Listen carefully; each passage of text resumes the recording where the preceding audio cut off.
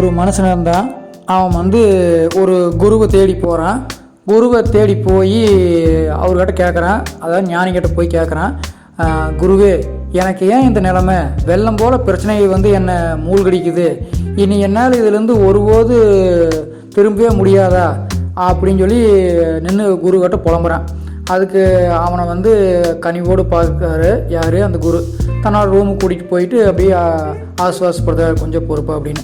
அப்புறம் அலமாரிலேருந்து ஒரு அலங்காரமான ஒரு பெட்டி எடுத்து வைக்கிறார். மகனே, இது சாதாரண பெட்டி அல்ல, எல்லா பிரச்சனையும் தீர்க்கக்கூடிய மந்திர பெட்டி.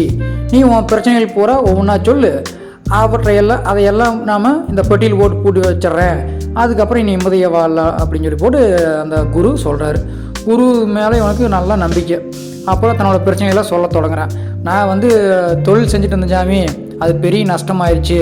தொழிலுக்காக கடன் கொடுத்தவங்க எல்லாருமே என்னை கழுத்து நெருக்குறாங்க, அவகாசம் கேட்டால் கூட தரமாட்டேறாங்க அப்படின்னு சொல்கிறான். குரு அவன் சொல்லி முடிச்சதையுமே காற்றில் எதையோ அப்படியே பிடிக்கிற மாதிரி செஞ்சு அதை பெட்டியில் ஓடுற மாதிரி அப்படியே பாவனை செய்கிறாரு. அடுத்து அப்படின்னு சொல்லி சொல்கிறாரு.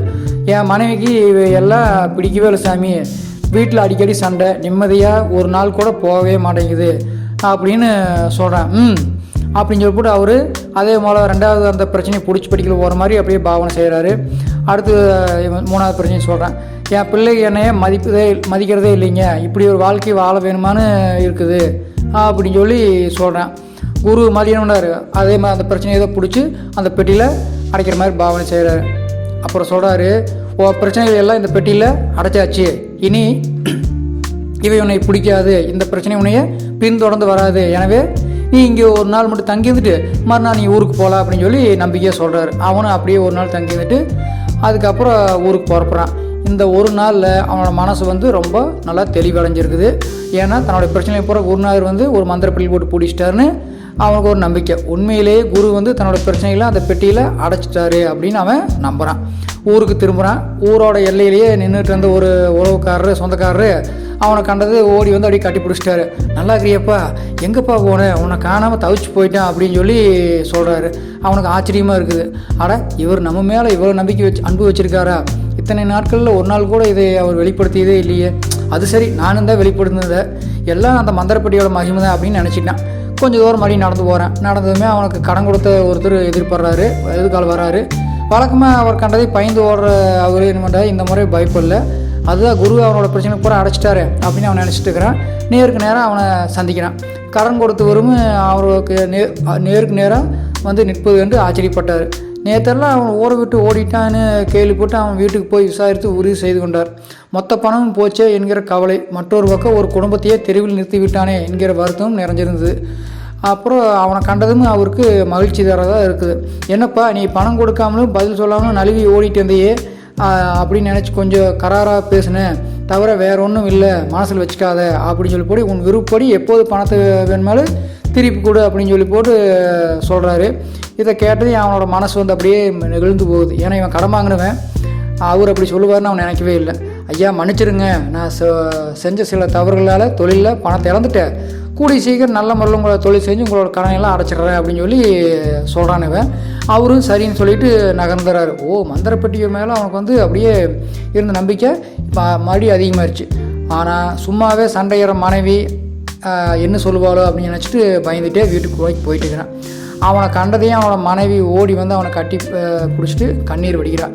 அவனை உபசரித்து, சாதாரண பணப்பிரச்சனைக்காக நீங்கள் இப்படி வருந்தலாமா, இனி எல்லாவற்றையும் நானே பார்த்துக்கிறேன், நீங்கள் உணவு சாப்பிட்றக்கு வாங்க அப்படின்னு சொல்லி கூப்பிட்றான். பிள்ளைகளும் அப்பா விட்டதாக இருந்தது. வீடு திரும்பி அவனை அப்படியே கட்டி பிடிச்சிக்கிறாங்க. அவனுக்கு எல்லாம் புதுசாக இருந்தது. அன்றைய இரவில் தீர்க்கமாக ஆலோசித்து மறுநாள் மீண்டும் தொழில் தொடங்குறான். எதிர்பார்த்ததை விட தொழில் சிறப்பாக நடக்குது. கடனை அடைச்சி முடித்தான், கொஞ்சம் பணமும் சேர்ந்துச்சு. இதுக்கெல்லாம் காரணம் குருநாதர் தானே. அவர் போய் சந்தித்து நன்றி கூற விரும்புகிறான். ஒரு நாள் காணிக்கையில் எடுத்துகிட்டு குருவை பார்க்க போகிறேன். காணிக்கையில் குருவோட சமரித்து விட்டு கொடுத்துட்டு வணங்கி நிற்கிறான். அப்போது குருவே, அன்று நீங்கள் மட்டும் என்னோடய பிரச்சனையை அந்த பெட்டியில் போட்டு அடைக்கலைன்னா நான் இந்த நேரம் என்ன ஆயிருப்பேன் எனக்கே தெரியல, உங்களுக்கு எப்படி நான் நன்றி சொல்லுவேன்னு எனக்கே தெரியல அப்படின்னு சொல்லி ரொம்ப நெகிழ்ச்சியாக சொல்கிறேன். குரு சிரிச்சுட்டே சொல்கிறாரு, மகனே, அந்த பெட்டியில் உண்மையிலேயே நான் எதையுமே அடைக்கலை, உன் பிரச்சனைகளை கேட்டுக்கிட்டேன், அவ்வளோதான். நீ பெரிய அளவில் குழப்பத்தில் இருந்த குழப்பத்தில் எடுக்கிற முடிவுகளை எப்போவுமே சரியாக இருக்காது. மேலும் நீ பிரச்சனையிலிருந்து தப்பி போவதற்காக நினச்ச அது தவறு. அதுக்கு மாறாக பிரச்சனையிலிருந்து விலகி நின்று யோசித்தா மட்டுமே அதை தீர்க்க முடியும். உன் பிரச்சனைகளை உன்னை விட்டு நீங்கிருச்சு அப்படின்னு நான் சொன்னதை நம்பி நீ முழுவதும் அதிலிருந்து விலகி நின்று அவற்றை பார்த்த, அதை புரிஞ்சுக்கிட்ட, அந்த பிரச்சனையோட தன்மைಯನ್ನು சரியாக புரிஞ்சுக்கிட்டு நீ அதையே தீர்க்கிறதுக்கு அதுக்கப்புறம் தான் ட்ரையே பண்ண. அதனால் அதில் நீ வெற்றியும் பெற்றாய். இதில் என்னோடய மாயமெல்லாம் எதுவும் இல்லை அப்படின்னு சொல்லி அவனுக்கு புரிய வச்சாரான். அப்போ தான் அவனுக்கு தெரிஞ்சது. குருவுக்கு ரொம்ப நன்றி சொல்லிவிட்டு அப்புறம் வீடு திரும்பினான். இந்த கதை மூலிமா நம்மளும் தெரிஞ்சுக்க வேண்டிய விஷயம் என்னென்னா, பிரச்சனைகளில் மூழ்கி இருக்கிறப்போ, கஷ்டத்தில் மூழ்கி இருக்கப்போ நாம் அதில் அப்படியே மூழ்கி ரொம்ப இதாக இருக்கக்கூடாது. அதிலேருந்து கொஞ்சம் விலகி நின்று அதை எப்படி தீர்க்குங்கிற கொஞ்சம் யோசிக்க ஆரம்பித்தோம்னாலே எப்பேற்பட்ட பிரச்சனைகளும் கவலைகளும் நாம் வென்று விடலாம் அப்படிங்கிறது இந்த கதை மூலிமா தெரிஞ்சுக்கலாம். அதுவும் இல்லை, நாம் குழப்பத்துலேயும் பிரச்சனையிலையும் கஷ்டத்துலேயும் இருக்கிறப்போ எந்த ஒரு முடிவும் எடுத்துடக்கூடாது. கொஞ்சம் அந்த பிரச்சனை என்னங்கிற புரிஞ்சுட்டு அதுக்கு தகுந்த மாதிரி செயல்படுறதுக்கு ஆரம்பித்தோம்னா நம்ம வாழ்க்கை இது எல்லாத்தையும் கடந்து போய் வெற்றி பெற்றலாம் அப்படிங்கிறத நம்ம நல்லா புரிஞ்சுக்கணும்.